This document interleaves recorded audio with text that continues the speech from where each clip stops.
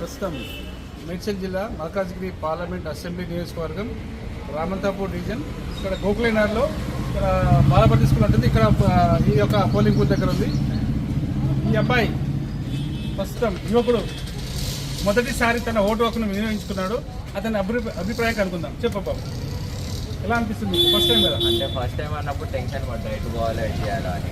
అలా ఏం లేదు, స్లిప్ ఇచ్చారు, డైరెక్ట్ వెళ్ళి ఓటేసి. అంటే ఈ యొక్క ఎన్నికలు అంటే ఎలా అనిపించాలి మీకు? యువత దేశం కోసం ఎలా అంటే అందరూ ఓటేయకుండా ఇప్పుడు పోలింగ్ పర్సెంటేజ్ అనేది చాలా తక్కువ వచ్చింది. ఇప్పుడు మేము వరంగల్ నుంచి వచ్చినాం ఓటేయడానికి. చూడండి, వరంగల్ నుంచి వచ్చి ఇక్కడ తన ఓటు హక్కును వినియోగించుకున్నాడు. Good, very good.